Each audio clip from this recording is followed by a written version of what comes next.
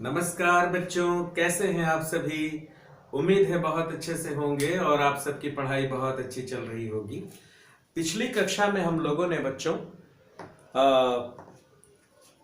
जो पाठ पढ़ा था उसके आगे अब हम बढ़ रहे हैं और ये है हमारा पाठ 18 अष्टादशः पाठः। सप्तदशः पाठ हम लोगों ने पिछली बार पढ़ा था और उसका प्रश्न उत्तर हम लोगों ने लिख लिया था। और अब ये हमारा अंतिम पाठ है, नीति श्लोकाः अष्टादशः पाठः, और इसे हमने पढ़ लिया है।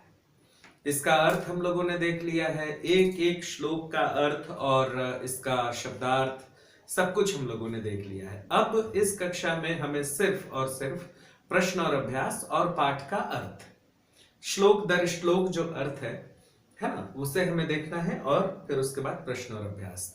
तो हर बार की तरह इस बार भी सबसे पहले आपके स्क्रीन पे मैं श्लोकों के जो अर्थ हैं, यहाँ 1 से लेके 6 नंबर तक श्लोक हैं, 6 श्लोक हैं, 6 श्लोकों के अर्थ आपके स्क्रीन पर ये है। इसे आप देखिए और अपनी कॉपी में उतारिए। जो दूसरी स्त्रियों को माता के समान, दूसरे के धन को मिट्टी के समान तथा सभी प्राणियों को अपने समान देखता है, वही विद्वान है।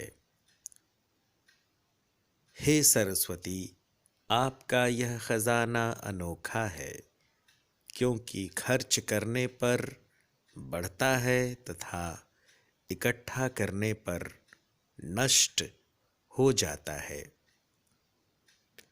मनुष्य का आभूषण रूप है, रूप का आभूषण गुण है, गुण का आभूषण ज्ञान है तथा ज्ञान का आभूषण क्षमा है। निम्न प्रवृत्ति वाले लोग धन चाहते हैं, मध्यम लोग धन और मान दोनों चाहते हैं, उत्तम लोग केवल सम्मान ही चाहते हैं, क्योंकि सम्मान ही सबसे बड़ा धन है। बुद्धि की जड़ता को दूर करती है, वाणी में सत्य का संचार करती है, सम्मान और उन्नति दिलाती है, पाप से दूर करती है, मन को प्रसन्न करती है, सभी दिशाओं में यश फैलाती है। सत्संगति कहो, मनुष्य के लिए क्या क्या नहीं करती। जिनके पास न विद्या है, न तप है, न दान है, न ज्ञान है, न शील है, न गुण है, न धर्म है, वे इस पृथ्वी लोक पर बोझ के समान मनुष्य के रूप में पशुओं की तरह रह रहे हैं। तो बच्चों, उम्मीद है आप लोगों ने श्लोकों का अर्थ उतार लिया होगा।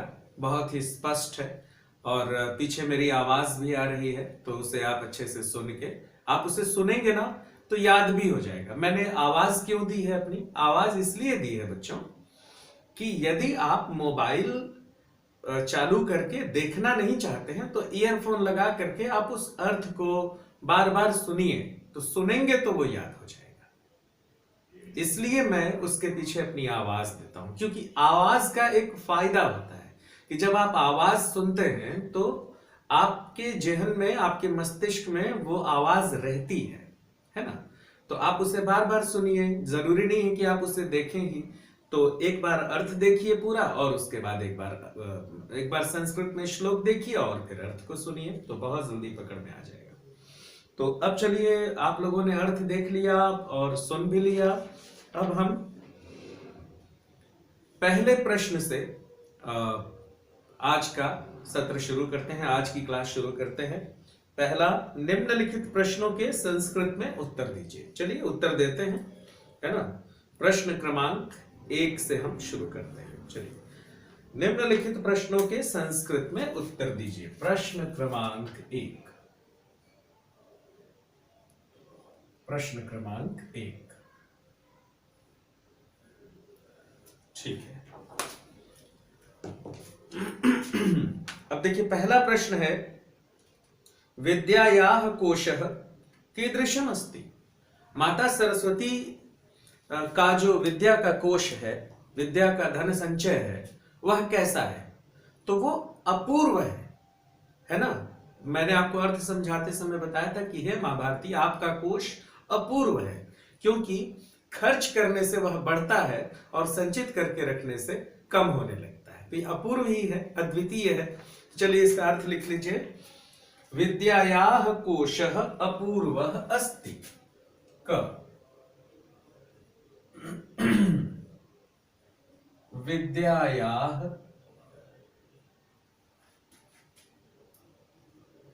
कोशः अपूर्वः अस्ति। ये ख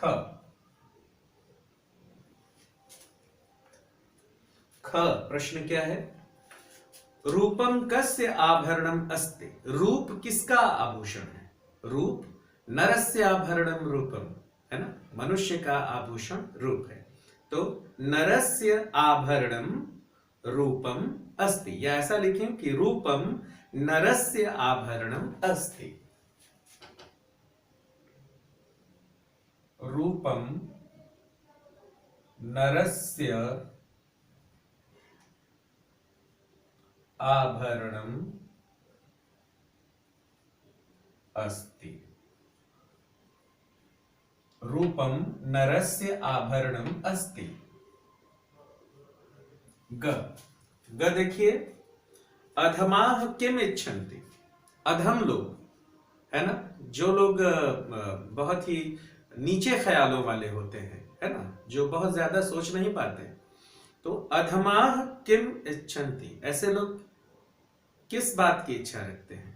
धन की इच्छा रखते हैं। तो उत्तर हो जाएगा अधमाः धनम इच्छन्ति। अधमाः धनम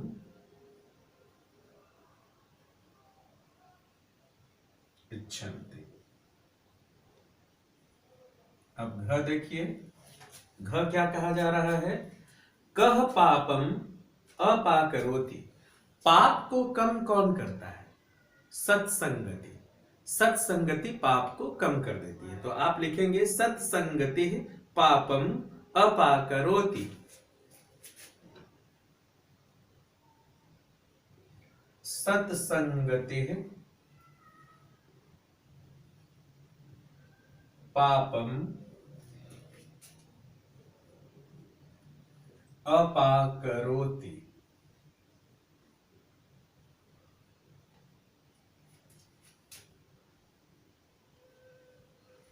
सत्संगति पापम अपाकरोति। अब अंग देखिए, महताम धनम किम अस्ति। सबसे बड़ा धन क्या है? मानम, सम्मान सबसे बड़ा धन है। तो सम्मानम लिख सकते हैं, मानम लिख सकते हैं। मानम महताम धनम अस्ति, या महताम धनम मानम अस्ति।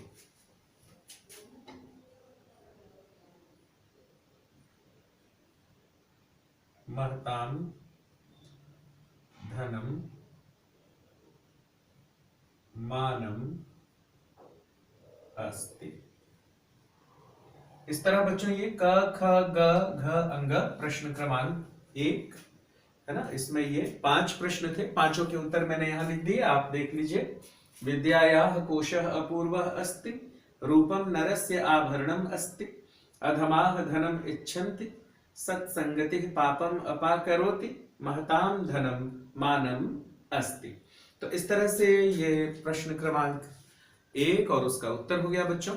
और चूंकि आप जानते हैं कि ये वीडियो है, इसे आप पॉज भी कर सकते हैं, है ना। पॉज करके, पीछे जाके पॉज करके और फिर से आप इसे देख के लिख सकते हैं। अब आइए प्रश्न क्रमांक 2। प्रश्न क्रमांक 2 में क्या है कि दो स्तंभ हैं और दोनों में श्लोक के अलग अलग खंड दिए हुए हैं। ठीक है, आपको एक स्तंभ के श्लोक के खंड को दूसरे स्तंभ के श्लोक के शेष भाग से मिलाना है। ठीक है, तो सही मिलान करना है आपको। तो जो सही क्रम है वो मैं यहां पे लिख देता हूं। प्रश्न क्रमांक 2 का जो सही क्रम होगा मिलान करने का, उसे मैं यहां लिखता हूं, उसे आप अपनी कॉपी में उतारिए। ये हो जाएगा आपका प्रश्न क्रमांक 2।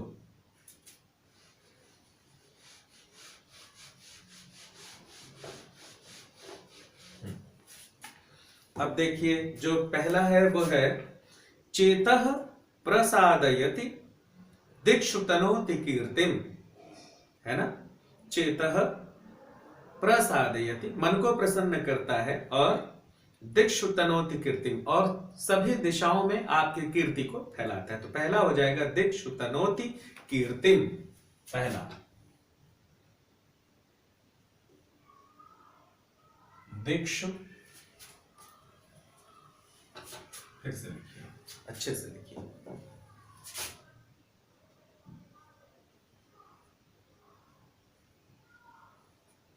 दिक्षु तनोति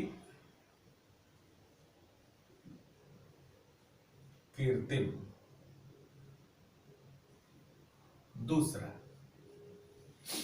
दूसरा देखिए,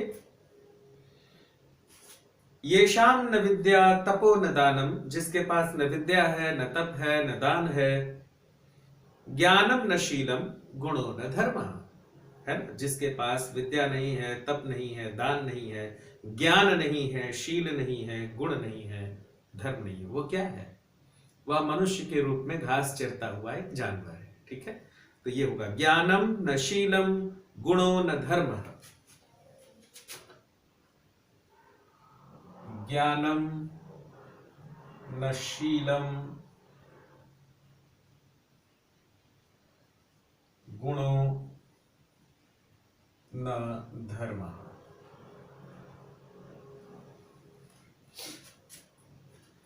अब तीसरा देखिए, आत्मवत सर्वभूतेषु यह पश्यति सह पंडितः।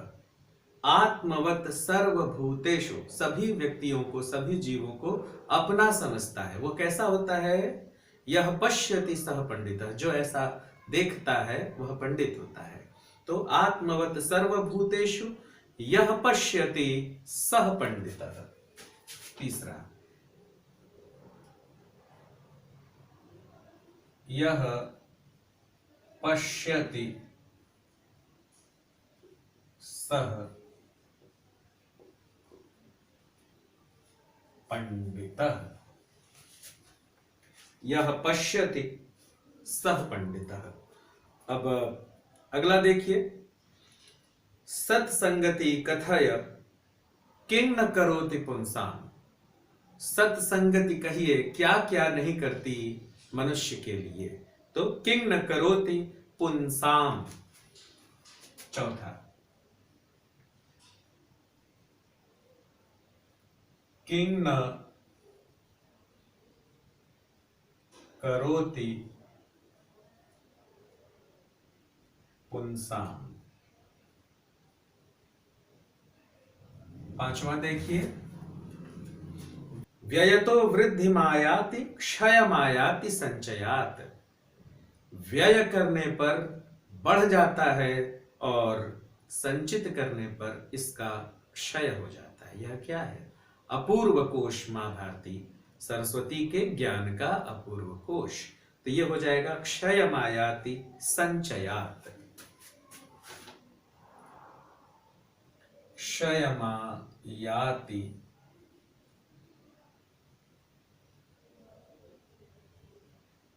संचयात। तो इस तरह बच्चों, ये जो पांचों हैं श्लोक के अंश हैं और ये सही क्रम में है। इधर वाला जो स्तंभ है उसके सामने, इसे आप उतार लीजिए। दिक्षु तनोति कीर्तिम क्या होगा? चेतः प्रसादयति दिक्षु तनोति कीर्तिम येषां न विद्या तपो न दानम ज्ञानम न शीलम गुणो न धर्मः। फिर आत्मवत सर्वभूतेषु यह पश्यति सह पंडितः सत्संगति कथा कथय किं न करोति पुंसाम और व्ययतो वृद्धिमायाति क्षयमायाति संचयात। इसे आप उतार लीजिए बच्चों। यह है प्रश्न क्रमांक 2।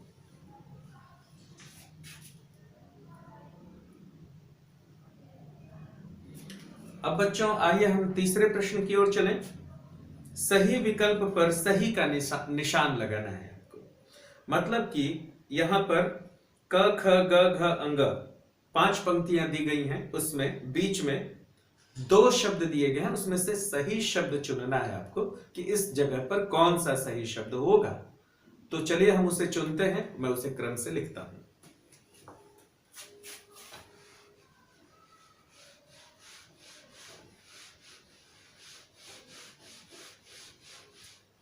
और यह है प्रश्न क्रमांक 3। पहला है नरस्याभरणम रूपम, मनुष्य का आभूषण रूप है। तो पहला होगा सही रूपम। क का होगा रूपम। ख उत्तमाः धनम मानम इच्छन्ति। उत्तम व्यक्ति किस चीज की इच्छा करते हैं? धन का कि सम्मान का? मानम। तो उत्तमाः मानम इच्छन्ति।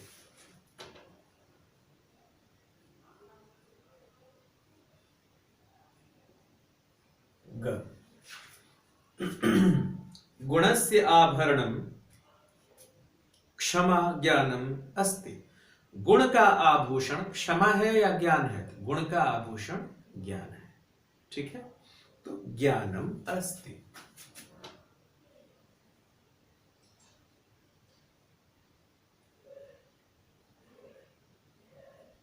घ देखिए, सत्संगति है दिक्षु कीर्ति अपकीर्ति तनोति।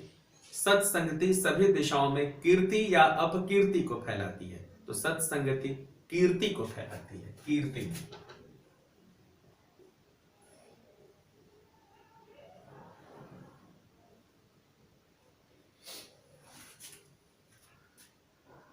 रूपस्य आभरणम ज्ञानम गुणम अस्ति। रूप का आभूषण क्या है? रूपस्य आभरणम गुणम। रूप का आभूषण गुण है, तो गुणम अस्ति।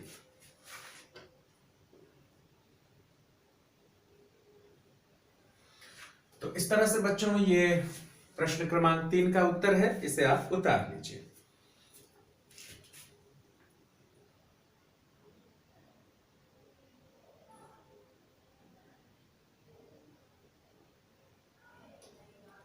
रूपम मानम ज्ञानम कीर्तिम और गुणम। अब चलिए बच्चों, प्रश्न क्रमांक 3 हो गया। प्रश्न क्रमांक 4 भी विलोम शब्दों से मिलान करना है। बहुत सरल है। एक स्तंभ में शब्द दिए गए हैं क्रम से, और दूसरे स्तंभ में क्रम को गड़बड़ कर दिया गया है। विलोम शब्द दिए गए हैं, उसको गड़बड़ कर दिया गया है, तो उस क्रम को सही करना है। सही शब्द के सामने उसका सही विलोम लिखना है। ठीक है, तो चलिए अब हम प्रश्न क्रमांक 4 की ओर चलते हैं।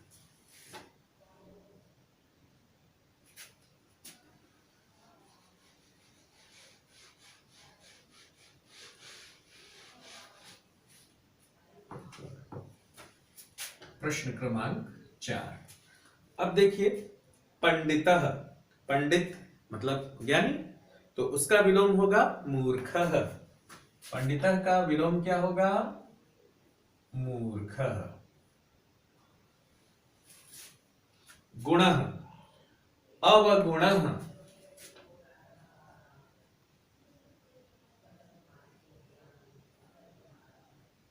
अवगुणः। फिर मानम, मानम का क्या हो जाएगा? देखिए इसमें खोजिए। हाँ, अपमानम, मान का अपमान, तो अपमानम। अपमानम। उसके बाद अधमाः, अधमाह, अधमाह मतलब जो व्यक्ति बिल्कुल निम्न स्तर का होता है उसको बोलते हैं अधमाह। तो उसका विलोम हो जाएगा उत्तमाह, जो व्यक्ति एकदम उच्च स्तर का होता है, उत्तमाह।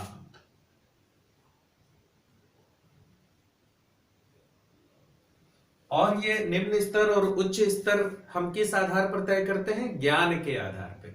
जो व्यक्ति कम ज्ञान, जो व्यक्ति बिल्कुल मूर्ख है, ज्ञान को महत्व नहीं देता है, पढ़ता लिखता नहीं है, अधमाह। जो बहुत ज्ञानी है, पढ़ता लिखता है, सत्कर्मी है, अच्छा काम करता है, उत्तमाह।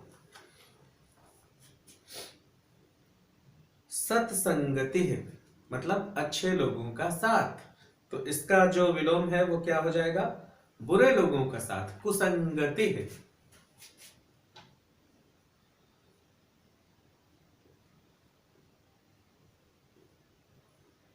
कुसंगति। अब देखिए महताम है ना, महताम मतलब बड़ा, तो विलोम क्या हो जाएगा? लघुताम, छोटा।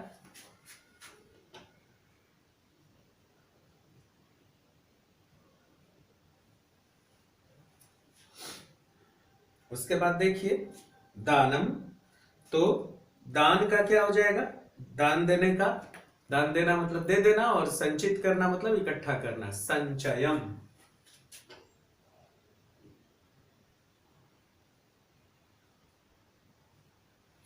इस तरह से बच्चों ये प्रश्न क्रमांक 4 का बिल्कुल मैंने सही क्रम में लिख दिया है, इसे आप उतार लीजिए। यह है प्रश्न क्रमांक 4।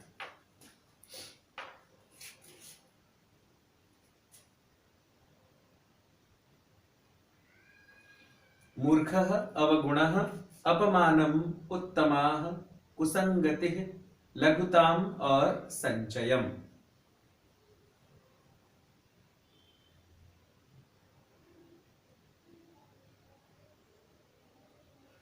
चलिए बच्चों, अब मैं इसे मिटाऊंगा और अब हम चलते हैं प्रश्न क्रमांक 5 की ओर। संधि विच्छेद कीजिए। यहां पर आपको कुछ शब्द दिए गए हैं, उसमें 2 या 2 से अधिक शब्द जुड़े हुए हैं, तो आपको अलग करना है दोनों शब्दों को, उसे हम कहते हैं संधि विच्छेद।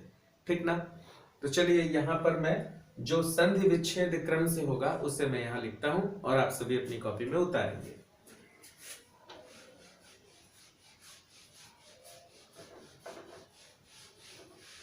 और ये है प्रश्न क्रमांक 5। तो देखिए पहला शब्द है वृद्धिमायाति। यहां पर प्रश्न क्रमांक 5 लिख देते हैं। वृद्धिमायति, वृद्धिम, वृद्धिमायति, वृद्धिम धन आयति।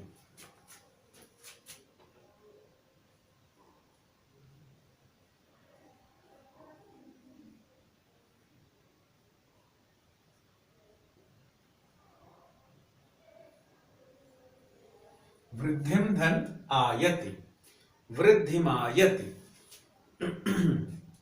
नरस्याभरणम, नरस्य धन आभरणम, नरस्याभरणम, नरस्य धन आभरणम,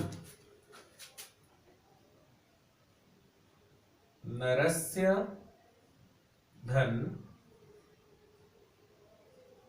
आभरणम।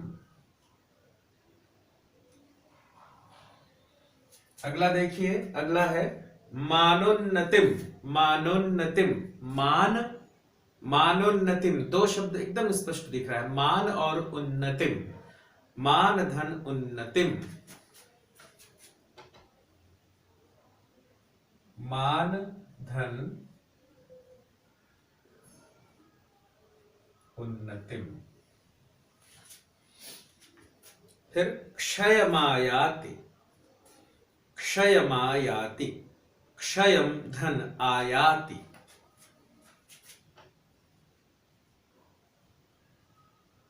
क्षयम धन आयाति।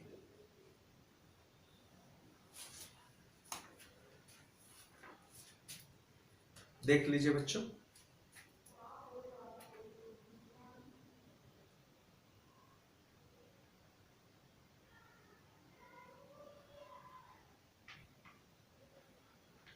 बच्चों ये जो है ना वृद्धिम धन आयति, आपकी किताब में लिखा हुआ है वृद्धिमायति, इसलिए ये वृद्धिम धन आयति है।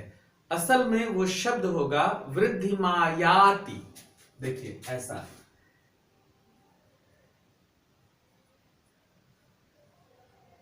वृद्धिमायाति, ठीक है।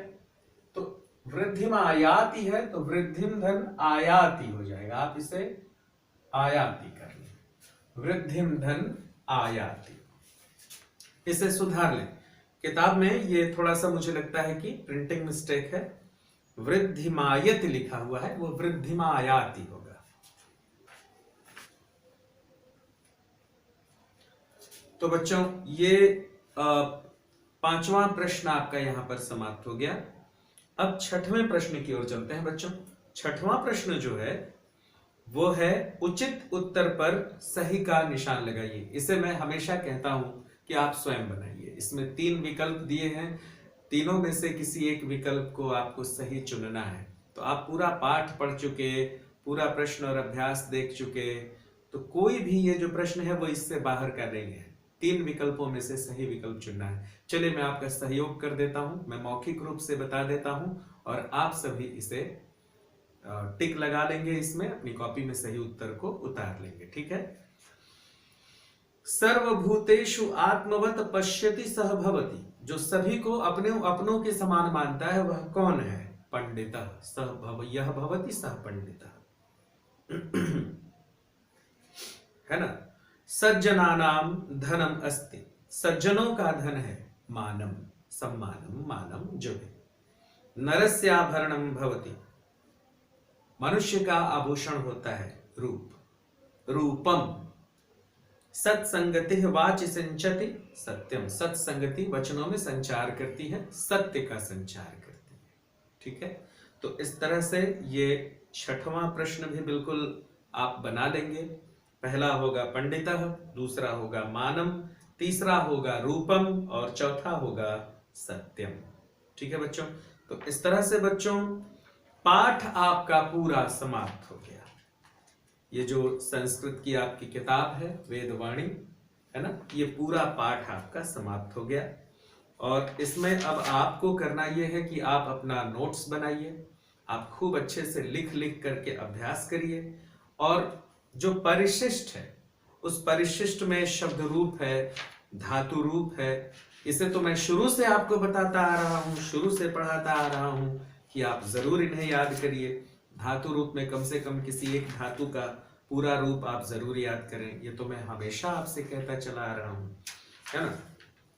जो जैसे मैंने एक आदर्श रूप आपसे कहा, पठ, पठ धातु, इसे सभी लकारों में, जितने भी लकार हैं उन सभी लकारों में आप याद कर लीजिए। अनेकानेक बार मैंने कहा है, तो ये आपको करना चाहिए।